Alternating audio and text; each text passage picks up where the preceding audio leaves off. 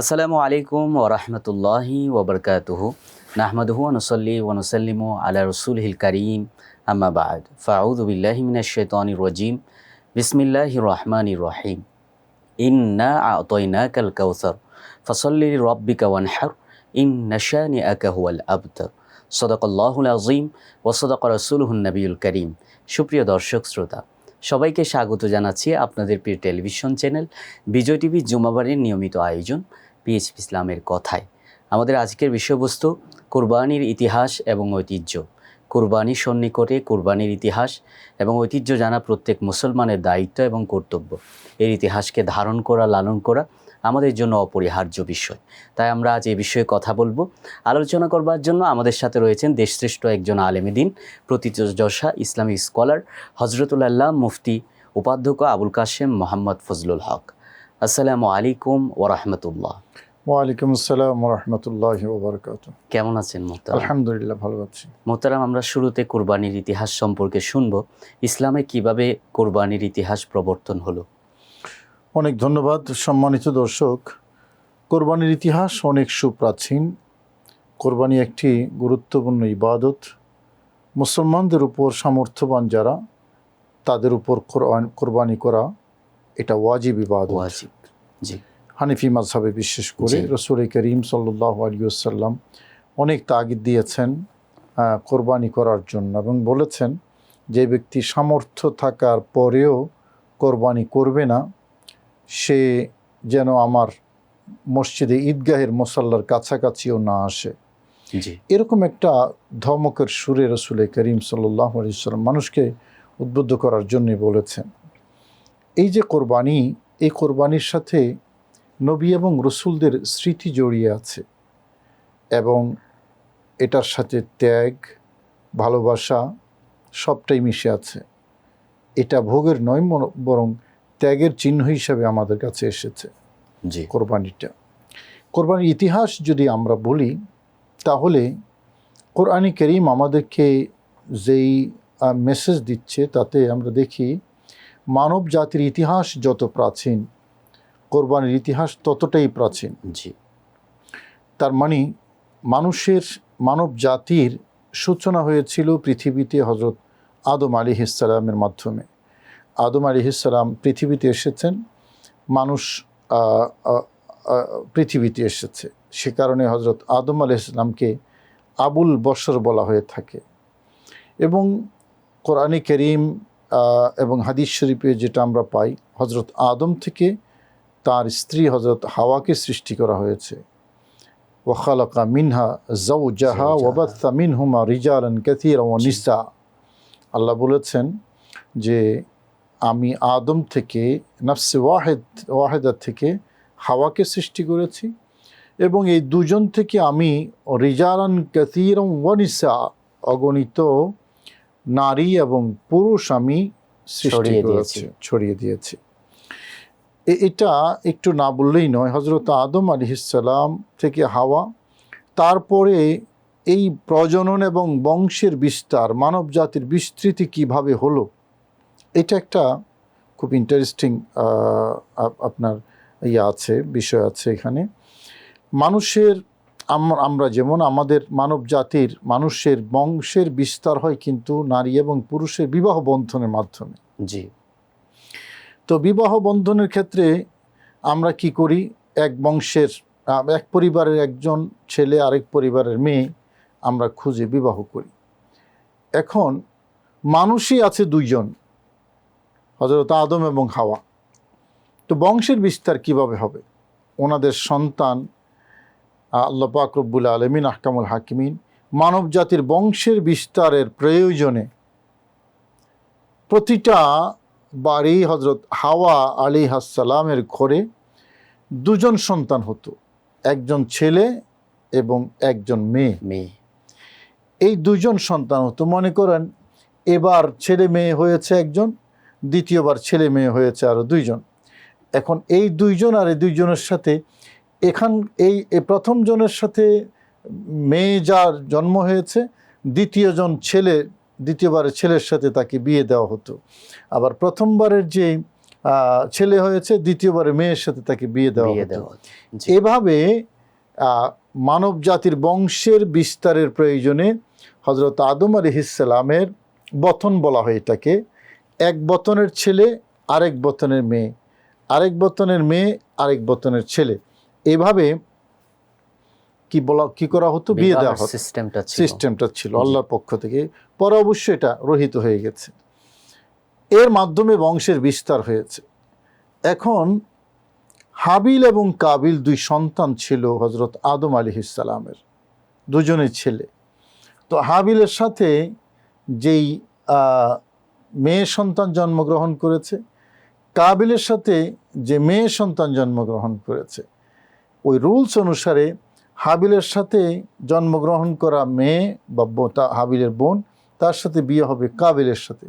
আবার কাবিলের সাথে জন্ম নেওয়া যেই মেয়ে বা তার বোন, তার সাথে বিবাহ হবে হাবিলের সাথে।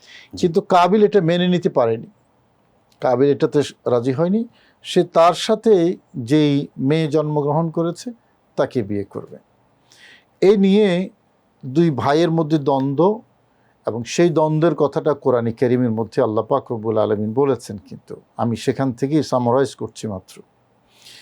তো এখন এই বিবাহের ক্ষেত্রে অমীমাংসিত একটা ইস্যু হাবিল এবং কাবিলের মধ্যে, এটা পরবর্তীতে সংঘাতে জড়িয়েছে। হযরতে হাবিল তিনি রাইট ছিলেন, কাবিল ছিল অ্যাগ্রেসিভ এবং সে ওই রুলস মানতে চায়নি। সর্বশেষ আল্লাহর পক্ষ থেকে হযরত আদমের মাধ্যমে এই সিদ্ধান্ত আসলো, ঠিক আছে,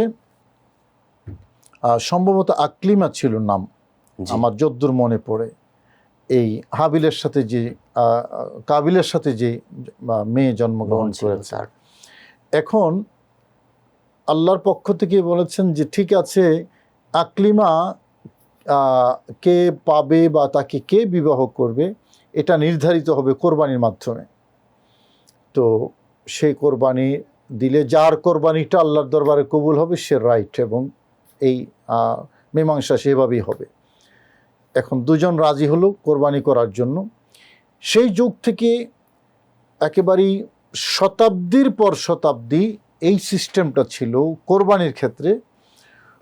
কোরবানি কবুল হয়েছে, কোরবানির মাংস খেতে পারতো না, এটা বৈধ ছিল না পূর্ববর্তী আমলে।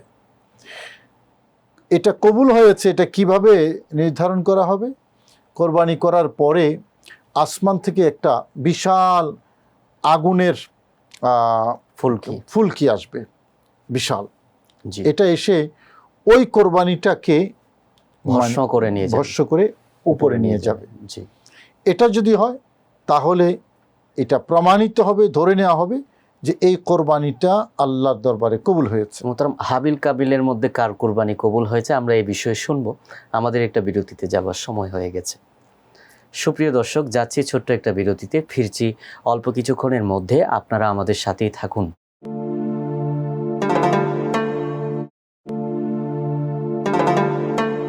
ফিরে এলাম বিরতির পর। সবাইকে আবারও স্বাগত জানাচ্ছি আপনাদের প্রিয় টেলিভিশন চ্যানেল বিজয় টিভি জুমাবাড়ির নিয়মিত আয়োজন পিএসপি ইসলামের কথায়। সুপ্রিয় দর্শক, আমাদের আজকের বিষয়বস্তু কুরবানির ইতিহাস এবং ঐতিহ্য, এবং এ বিষয়ে চমৎকার আলোচনা করছিলেন মোহতারাম আলোচক হযরতুল আল্লাহ মুফতি আবুল কাসেম মোহাম্মদ ফজলুল হক। মোহতারাম, বিরতির আগে হাবিল কাবিলের মধ্যকার যে কুরবানি ছিল সেই কুরবানির ইতিহাসটা বলছিলেন। এই কুরবানির মধ্যে কার কুরবানি আল্লাহ রাব্বুল আলামিন কবুল করেছিলেন? এই কোরবানির কথাটা কোরআনে কারীমে আল্লাহ এভাবে বর্ণনা করেছেন, আউযু বিল্লাহি মিনাশ শাইতানির রাজিম, বিসমিল্লাহির রহমানির রহিম। ইদ قربا قربانا فتقبل من أحدهما ولم يتقبل من الآخر قال إنما يتقبل الله من المتقين। আল্লাহ বলেছেন যে যখন দুজন কোরবানি করেছে, দুজনের কোরবানির মধ্য থেকে একজনের কোরবানি কবুল করা হয়েছে, অন্যজন থেকে সেটা কবুল করা হয় নাই। আল্লাহ বলেছেন আল্লাহ শুধুমাত্র কবুল করেন মুত্তাকিদের কাছ থেকে। এই হলো কোরআনে কারীমের আয়াত। যেই দুজনের কথা বলা হয়েছে এই দুজন হাবিল এবং কাবিল, এবং ফাতুকুব্বিলা মিন আহাদিহিমা, একজন থেকে কবুল করা হয়েছে, সেই একজন হলেন হাবিল। ওয়ালাম ইউতাকাব্বাল মিনাল আখার, আরেকজন থেকে কবুল করা হয়নি, সে হলো কাবিল। কাবিল। এখন যার কাছ থেকে কবুল করা হয়নি সে তো সেটা মেনে নিতে তার কষ্ট হচ্ছে, এমনিতে অ্যাগ্রেসিভ ছিল, সে আরও বেশি অ্যাগ্রেসিভ হয়ে গেছে যে আমার কোরবানি কেন কবুল হলো না। এই ঝালটা সে মিটাচ্ছে কাবিলকে দিয়ে, এবং সে কাবিলকে হত্যা করার জন্য উদ্যত হয়েছে।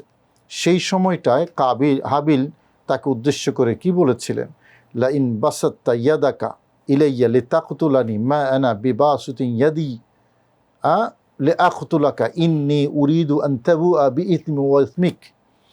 বলা হয়েছে যে তুমি যদি তোমার হাত আমার দিকে সম্প্রসারিত করো আমাকে হত্যা করার জন্য, আমি কিন্তু আমার হাত তোমার দিকে তোমাকে হত্যা করার জন্য সম্প্রসারিত করব না। আমি চাই আমার গুনাহ তোমার গুনাহ নিয়ে তুমি গুণাবর্তী হয়ে যাও তুমি। কিন্তু সে নিবৃত্ত হয়নি কাবিল। অবশেষে মানবজাতির ইতিহাসে সর্বপ্রথম হত্যাকাণ্ড সংঘটিত হয়েছে কাবিলের মাধ্যমে, আপন ভাই হাবিলকে হত্যা করে, এবং সেটা বিবাহ সংক্রান্ত বিষয়। যাই হোক, আমাদের মূল আলোচ্য বিষয় হলো কোরবানি। কোরবানির ইতিহাসের ক্ষেত্রে আমরা যেটা দেখি, হযরত আদম আলাইহিস সালামের সন্তানদের এই কোরবানির উপর বেস করে কিন্তু ইসলামের কোরবানির বিধান প্রবর্তিত হয়েছে হযরত ইব্রাহিম আলাইহিস সালামের যে কোরবানি সেটার উপর। সেই ইতিহাসটা নিয়ে বলবেন এবং সেটার পেছনের হিকমত কী ছিল সেটা নিয়ে বলবেন। জি, এটা আরেকটা গুরুত্বপূর্ণ পয়েন্ট। আসলেই কোরবানির যে ইতিহাসটা আমাদের কাছে বেশি করে এসেছে, এবং যে কোরবানির সাথে আমি প্রথমেই যেটা বলেছিলাম ত্যাগ এবং ভালোবাসা জড়িয়ে আছে, এটা মূলত হজরতে ইব্রাহিম আলাইহিস সালামের কোরবানির। জি, আমরা কোরবানির প্রাচীন ইতিহাসটা বলতে গিয়েই শুধুমাত্র কোরআনে কারীমের রেফারেন্সে হজরত আদম আলাইহিস সালামের কোরবানির কথাটা টেনেছি, কিন্তু কোরবানির যে মহিমা, এই মহিমাটা যদি কেউ দেখতে চায় তাহলে দেখতে হবে হজরত ইব্রাহিম আলাইহিস সালামের কোরবানি। এত মহিমান্বিত কোরবানি, এত ত্যাগের ভালোবাসার কোরবানি পৃথিবীর ইতিহাসে আর দ্বিতীয়টা নেই। হজরত ইব্রাহিম আলাইহিস সালাম আমরা জানি তিনি আল্লাহর বন্ধু। আল্লাহ পাক রব্বুল আলামিন কোরআনে কারীমে ওনাকে খলিল বলেছেন, ওয়াত্তাখাযাল্লাহু ইব্রাহিমা খলিলা। এবং কোরআনে কারীমের আরেকটা আয়াতে হজরত ইব্রাহিম আলাইহিস সালাম সম্পর্কে আল্লাহ বলেছেন যে ওয়াইদ ইবতালা ইব্রাহিমা রব্বুহু বিকালিমাতিন ফাআতাম্মাহুন্না। জি, স্মরণ করুন যখন আমি ইব্রাহিমকে পরীক্ষা করেছি কিছু ইস্যু দিয়ে, এবং তিনি সেই পরীক্ষা উত্তীর্ণ হয়েছেন।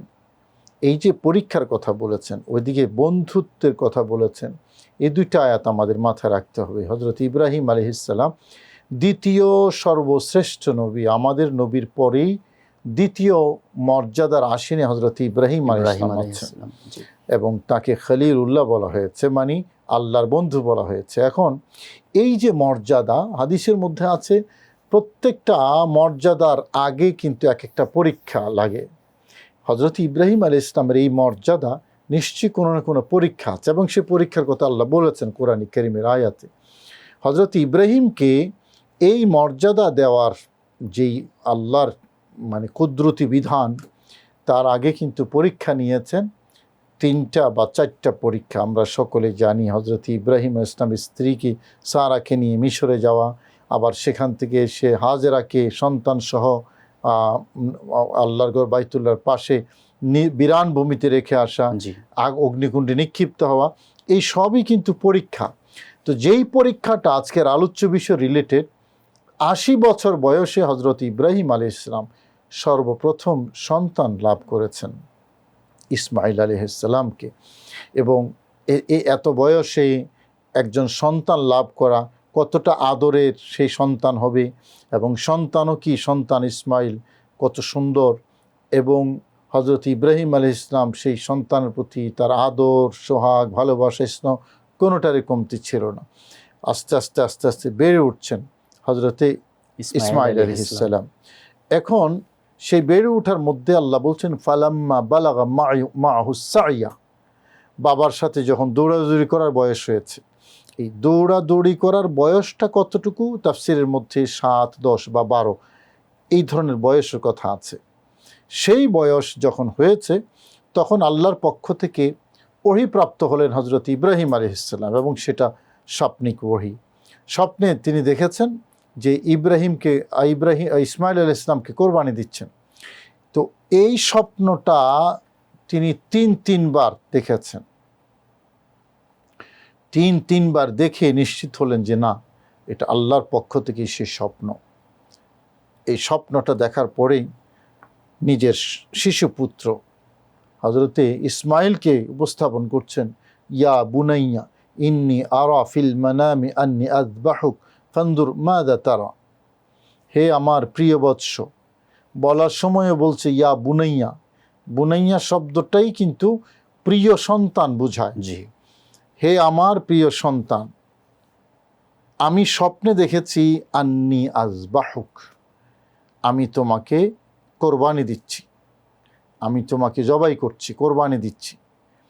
এই যে বাবার পক্ষ থেকে স্বপ্নের প্রকাশ 7 বছর বা 10 বছর সন্তানের কাছে, সন্তান কতটা ম্যাচিউরড, বাবাকে বলছেন, বাবা বলছেন ফানজুর মাযা তারা, তোমার মতামত কি, তুমি কি বলো। সন্তান বাবাকে জবাব দিচ্ছে ইয়া আবাতি ফাল মা তুমার। সন্তানও বাবাকে বলছে হে আমার প্রিয় বাবা, ইয়া আবাতি, হে আমার প্রিয় বাবা, ইফ আল মা তুমার, আপনাকে যা নির্দেশ দেওয়া হয়েছে আপনি তা বাস্তবায়ন করুন। বাবা উপস্থাপন করেছে সন্তানের কাছে, এটা কি উপস্থাপন করেছে সন্তান বুঝে গেছে। বুঝে শুনে একেবারেই পরিণত মানুষের মতো ইসমাইল জবাব দিচ্ছে, আপনাকে যা নির্দেশ দেওয়া হয়েছে আপনি তা করুন। মোহতারাম ইসমাইল আলাইহিসসালামের এই ঘটনা আমরা আরও বিস্তারিত শুনব। আমাদের একটা বিরতিতে যাবার সময় হয়ে গেছে। সুপ্রিয় দর্শক, সময় হয়ে গেছে ছোট্ট একটা বিরতিতে যাবার। আমরা যাচ্ছি ছোট্ট বিরতিতে, ফিরছি অল্প কিছুক্ষণের মধ্যে। দেখতে থাকুন আপনাদের প্রিয় টেলিভিশন চ্যানেল বিজয় টিভি।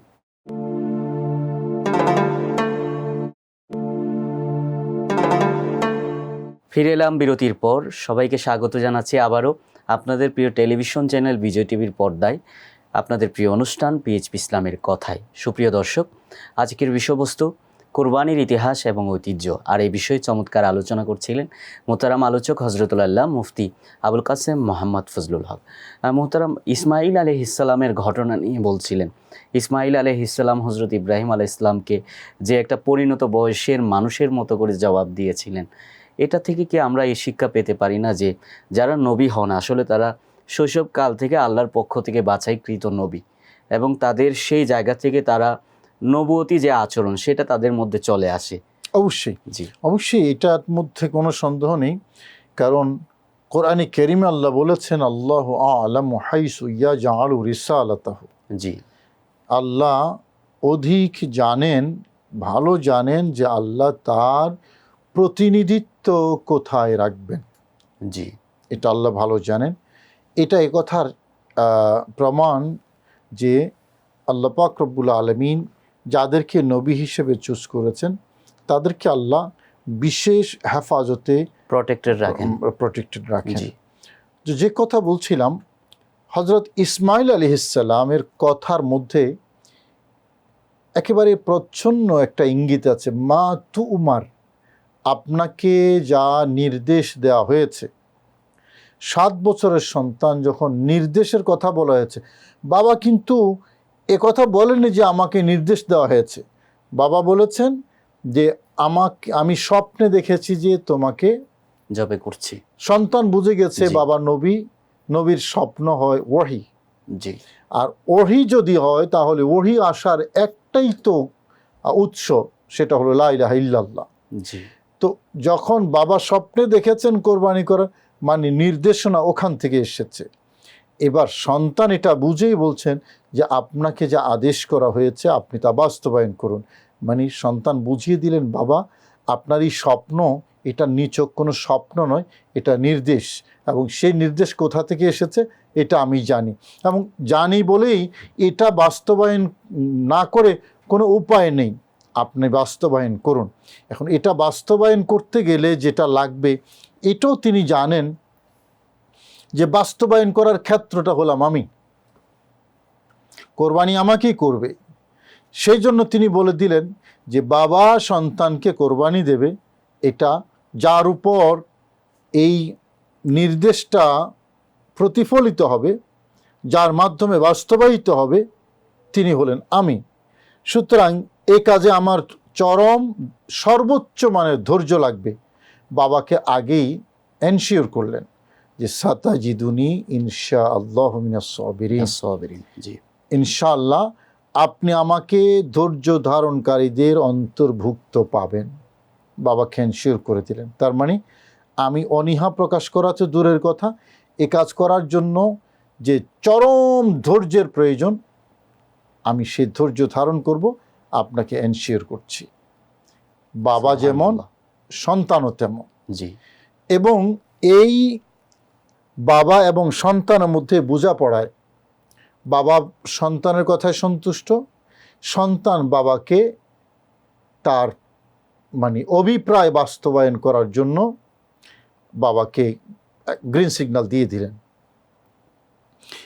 এর পরের ঘটনায় আমি পড়ে যাচ্ছি। এখানে যে কথাটা বলা দরকার, আমি দুইবার সে কথাটা উচ্চারণ করেছি। এই কোরবানি, যেই কোরবানি আমরা করি, এই কোরবানির সাথে প্রেম, আবেগ, ভালোবাসা মিশে আছে, আল্লাহর প্রতি ভালোবাসা। কেন? কারণ ইব্রাহিম আল্লাহকে ভালোবাসেন, আবার একজন বাবা হিসেবে সন্তানকেও ভালোবাসেন। জি, আল্লাহর পরীক্ষাটা এই জায়গায় যে আমাকে ভালোবাসে ইব্রাহিম, সন্তানকেও ভালোবাসে। ভালোবাসাটা কোথায় বেশি? আমার প্রতি বেশি নাকি সন্তানের প্রতি বেশি? আমি একটা পরীক্ষা নেব আমার বন্ধু থেকে। আমি যখন বন্ধুই ডিক্লেয়ার করেছি, তো আমার বন্ধু আসলে আমাকে কতটুকু ভালোবাসে এটা আমি পরীক্ষা নেব। এই পরীক্ষাটা নেওয়ার জন্যই 80 বছর বয়সে প্রথম সুন্দর সন্তান, পুত্র সন্তান লাভ করে ইব্রাহিম দুই ভালোবাসার মাঝখানের আছেন। একদিকে সন্তানের ভালোবাসা, আরেকদিকে রবের ভালোবাসা। কোনটা প্রায়োরিটি দেবেন, কোনটা ছেড়ে কোনটা রাখবেন? একজন বাবা হিসেবে সন্তানের ভালোবাসাকে প্রায়োরিটি দেবেন, নাকি একজন বান্দা হিসেবে রবের ভালোবাসাকে প্রায়োরিটি দেবেন? পরীক্ষাটা হলো এই জায়গায়। যখন এই পরীক্ষায় হযরত ইব্রাহিম উপনীত হয়েছেন, আল্লাহ বলেছেন যে তুমি তোমার সন্তানকে আমার জন্য কোরবানি দাও। এই আমার জন্য যেটা লিল্লাহি রব্বিল আলামিন, কোরআন কারীমে আছে, ইন্না সলাতি ওয়া নুসুকি ওয়া মাহইয়ায়া ওয়া মামাতি লিল্লাহি রব্বিল আলামিন।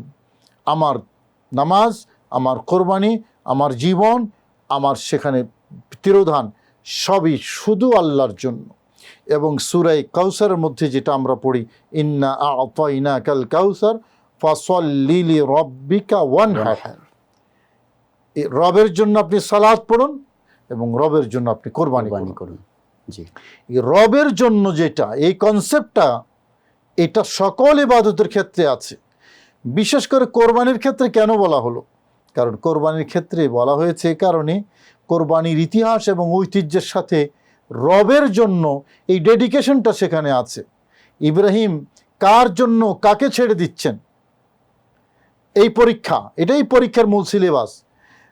রব মানে সন্তানের জন্য রবকে ছেড়ে দিচ্ছেন, নাকি রবের জন্য সন্তানকে ছেড়ে দিচ্ছেন? রবের জন্য সন্তানকে ছেড়ে দিচ্ছেন।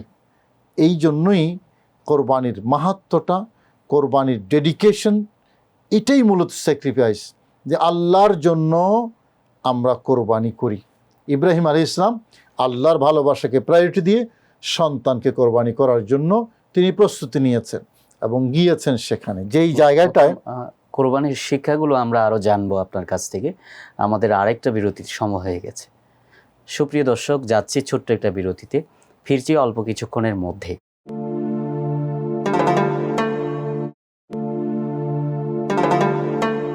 ফিরে এলাম বিরতির পর। সবাইকে আবারও স্বাগত জানাচ্ছি আপনাদের প্রিয় টেলিভিশন চ্যানেল বিজয় টিভি জুমাবাড়ির নিয়মিত আয়োজন পিএইচপি ইসলামের কথায়। সুপ্রিয় দর্শক, আমরা আলোচনা শুনছিলাম কুরবানির ইতিহাস এবং ঐতিহ্য নিয়ে। চমৎকার আলোচনা করছিলেন মুহতারাম আলোচক হজরতুল আল্লাম মুফতি আবুল কাসেম মোহাম্মদ ফজলুল হক। মুহতারাম, বিরতির আগে কুরবানির শিক্ষা নিয়ে বলছিলেন। প্রথম শিক্ষা তো বললেন যে আল্লাহ রাব্বুল আলামিনের জন্য ডেডিকেশন, এরপর কোরবানির মধ্যে আর কি কি শিক্ষা আছে? শিক্ষা, কোরবানির ভালোবাসার শিক্ষা, আল্লাহর প্রতি জি। স্যাক্রিফাইস এবং সকল কাজে আল্লাহর সন্তুষ্টি প্রত্যাশা করা, এটা কোরবানির বিশেষায়িত একটা শিক্ষা। হজরত ইব্রাহিম আলাইহিস সালাম যখন তার সন্তানকে নিয়ে মিনার ময়দানে গেলেন, মিনার ওই জায়গাটা মসজিদে খায়েব থেকে খুব বেশি দূরে না, ছোট্ট একটা পাহাড় আছে, ওই পাহাড়ের উপরে এখন একটা পিলার দেওয়া আছে, চারদিকে অবশ্য কাঁটাতারের বেড়া দেওয়া আছে, কেউ চাইলেই উপরে যেতে পারবে না। মোটামুটি পাহাড়ের ওই পাদদেশে গিয়ে নিচে থেকে দেখার সুযোগ আছে। ওই জায়গাটায় নিয়ে গেছেন হজরত ইব্রাহিম আলাইহিস সালাম আপন পুত্র ইসমাইলকে, এবং সেখানে কোরবানি দেওয়ার জন্য যা যা দরকার সব তিনি চেষ্টা করেছেন। ছুরি নিজের হাতে, সন্তানের গলায় ছুরি চালিয়েছেন, কিন্তু যতবারই ছুরি চালিয়েছেন কোনোবারই চামড়া গলা কাটেনি, জি, কোনোবারই কাটেনি। আবার পরীক্ষা করে দেখেছেন ছুরিতে কোনো ধার আছে কি না, নাকি ধারহীন ছুরি, না দেখলেন ধার আছে কিন্তু গলা কাটে না। এভাবে তিনবার চেষ্টা করার পরে, কোরবানি মহিমাটা এই জায়গায়, তিনবার চেষ্টা করার পরে আল্লাহর পক্ষ থেকে নির্দেশ আসলো যে ইয়া ইব্রাহিম কাদ সদ্দাক্তার রুয়া, ইব্রাহিম আপনি আপনার স্বপ্ন বাস্তবায়ন করেছেন। ইন্না কাযালিকা নাজজিল মুহসিনিন, আমি এভাবেই মুহসিন যারা তাদেরকে আমি প্রতিদান দান দিয়ে করি। থাকি। মুহসিন শব্দটা আমি একটু পরে আসছি এখানে। এর আগে আল্লাহ বলেছেন ওয়াফাদাইনাহু বিযিবহিন আযীম, আমি ইব্রাহিমকে ফিদিয়ে দিলাম, আপনার কাছে মুক্তিপণ দিলাম। কিসের বিনিময়ে? বিযিবহিন আযীম, একটা জিবহে আযীমের মাধ্যমে। এই জিবহে আযীমটা আমরা জানি একটা দুম্বা। এই দুম্বাটা কোন দুম্বা? তাফসীরের বিভিন্ন কিতাবের মধ্যে আছে। আমরা যে প্রথমেই যে কোরবানির কথা বলেছিলাম হজরত হাবিল এবং কাবিলের, ওই হাবিলের যে কোরবানিটা কবুল হয়েছে, তাফসীরের মধ্যে লেখা আছে আল্লাহ পাক রব্বুল আলামিন সেই কোরবানিটা কবুল করেছেন মূলত ইসমাইলকে ফিরিয়ে দেওয়ার জন্য। ওই কোরবানির বিনিময়ে জান্নাত থেকে সেই পশুটা আল্লাহ পাঠিয়ে দিয়েছেন ইসমাইলের কোরবানি হিসাবে। হজরত ইব্রাহিমকে বললেন যে সামনে একটা পশু দাঁড়ানো আছে, আপনি এটাকে জবাই করে দিন, এটা জবাই করলেই আপনার হয়ে যাবে, আপনার শিশু পুত্র ইসমাইল আপনাকে আমি ফিরিয়ে দিলাম, ফিদিয়া দিলাম। এই হলো কোরবানির ইতিহাস, আদম থেকে ইব্রাহিম পর্যন্ত। সেই কোরবানিটার মাধ্যমে ইসমাইলকে আল্লাহ পাক রব্বুল আলামিন ফিরিয়ে দিয়েছেন, এবং সেই কারণেই সেখান থেকে মূলত আমরা এখন পশু কোরবানি করি। আমাদের নবী করিম সাল্লাল্লাহু আলাইহি ওয়াসাল্লাম কিভাবে কোরবানি করতেন? রাসূল করিম সাল্লাল্লাহু আলাইহি ওয়াসাল্লাম কোরবানি করেছেন, ওঁটো করেছেন, দুম্বা করেছেন, বকরি করেছেন। রাসূল করিম সাল্লাল্লাহু আলাইহি ওয়াসাল্লাম হাদিসের মধ্যে এসেছে নবীজি কোরবানি নিজের হাতে কোরবানি করেছেন, এবং পশুগুলো এক ধরনের প্রতিযোগিতা লাগাতো রাসূল করিম সাল্লাল্লাহু আলাইহি ওয়াসাল্লামের হাতে কোরবানি হওয়ার জন্য। এটা হাদিসের মধ্যে আছে। এটা হযরত ইব্রাহিম আলাইহিস সালামের বিশেষ সুন্নাহ, এবং এখন যত মানুষ কিয়ামত পর্যন্ত কোরবানি করবে, এবং কোরবানি নিশ্চয়ই থাকবে কিয়ামত পর্যন্ত, প্রতিটা মানুষ কোরবানির ঈদ আসলেই কোরবানি করুক আর না করুক একবার হলেও হযরত ইব্রাহিম আলাইহিস সালামের কথা স্মরণ করবে। ইব্রাহিম আলাইহিস সালামের কোরবানির মহিমাটা এই জায়গায়, এবং মসজিদে আপনার ওয়াজে মাহফিলে যখনই কোরবানির কথা আসে প্রথম যে সিলেবাসটা সামনে আসবে সেটা হলো হযরত ইব্রাহিম আলাইহিস সালামের কোরবানি। আমি প্রথমেই বলেছি এত মহিমান্বিত কোরবানি পৃথিবীর ইতিহাসে দ্বিতীয়টা আর নাই। নিজের সন্তান, বাবা তার নিজের সন্তানকে কোরবানি করছে রবের ভালোবাসার জন্য, রবের নির্দেশে, আল্লাহর ভালোবাসার কারণে। এই যে স্যাক্রিফাইস, আল্লাহর ভালোবাসা অর্জন করা, আল্লাহর সন্তুষ্টির জন্য একজন মানুষ, আল্লাহর বান্দা কতটা কোরবানি দিতে পারে, তার কতটা আল্লাহর প্রতি তার স্যাক্রিফাইস থাকতে পারে, ইব্রাহিম আলাইহিস সালাম সেটা কিন্তু দেখিয়ে গেছেন। এবং তিনি মুসলিম জাতির পিতা। আল্লাহ নিজেই বলেছেন কোরআনে কারিমে, মিল্লাতা আবিকুম ইব্রাহিম, মুসলিম জাতির পিতা হযরত ইব্রাহিম আলাইহিস সালাম। সে কারণে একজন মুসলিম হিসেবে আল্লাহ পাক রব্বুল আলামিন পিতার সেই স্মৃতি আমাদেরকে ধারণ করার জন্য বিশেষভাবে আমাদেরকে নির্দেশ দিয়েছেন। বাকি পার্থক্য হলো, বাবা ত্যাগ স্বীকার করে, সন্তান ভোগ করে, উপার্জন করে বাবা, কষ্ট করে বাবা, সেকেন্ড জেনারেশন থার্ড জেনারেশন সেটা ভোগ করে। আল্লাহ আমাদের জন্য ইব্রাহিম আলাইহিস সালামকে পিতা ডিক্লেয়ার করেছেন। ত্যাগ, কষ্ট, আল্লাহর প্রতি স্যাক্রিফাইস যেটা করার আমাদের বাবা ইব্রাহিম আলাইহিস সালাম করে গেছেন। ওই যে করার পরে দুম্বা জবাই করার জন্য আল্লাহ নির্দেশ দিয়েছেন, পশু জবাই করে, সেই স্মৃতিটাই শুধু আমরা ধারণ করে আছি, ভোগটা আমরা করি। তবে এই ভোগ করার ক্ষেত্রে নবী ইব্রাহিমের সেই কষ্ট, সেই ত্যাগটা যাতে আমরা ভুলে না যাই, সেই জন্য ইতিহাসটা জানা দরকার। কোরবানির যে ইতিহাসটা, সেই ইতিহাসটা যদি আমরা জানি, তাহলে কোরবানির ঈদ এবং কোরবানির মহিমাটা আমাদের হৃদয়ে আরও অনেক বেশি করে আমরা বুঝতে পারবো, গেঁথে যাবে। আমরা সেটাই প্রত্যাশা করি মুহতারাম। আমাদের অনুষ্ঠানের একেবারে শেষ পর্যায়ে আমরা চলে এসেছি। আমরা আমাদের অনুষ্ঠানের পক্ষ থেকে আপনার প্রতি কৃতজ্ঞতা জানাচ্ছি। জাযাকাল্লাহ। সুপ্রিয় দর্শক, দেখতে দেখতে আমরা অনুষ্ঠানের একেবারে শেষ পর্যায়ে। আজকের বিষয়বস্তু ছিল কোরবানির ইতিহাস এবং ঐতিহ্য। খুব চমৎকারভাবেই আলোচনা করেছিলেন মোহতারাম আলোচক হজরতুল আল্লাম মুফতি আবুল কাসেম মোহাম্মদ ফজলুল হক। মোহতারাম যেই কথাগুলো বলেছেন, অর্থাৎ কোরবানির প্রধানতম শিক্ষা হচ্ছে রব্বুল আলামিনের জন্য ডেডিকেশন। রব্বুল আলামিনের জন্যই আমাদের কোরবানি হওয়া উচিত। কোনো লৌকিকতা নয়, মানুষকে দেখাবার উদ্দেশ্যে নয়, নিজের পশুটা একটু বড় দামি এই উদ্দেশ্যে নয়, বরং আল্লাহ রব্বুল আলামিনের দরবারে একটা মূল্যবান হাদিয়া আমরা যে দিচ্ছি, সেই উদ্দেশ্যে, সেই নিয়তে আমরা যাতে কোরবানির ঈদটা, উৎসবটা পালন করি। আল্লাহ রব্বুল আলামিন আমাদের সকলের কোরবানি, সকলের ঈদুল আজহা কবুল করুন, এই প্রত্যাশা রেখে আমরা আজকের মতো বিদায় নিচ্ছি আপনাদের প্রিয় অনুষ্ঠান থেকে।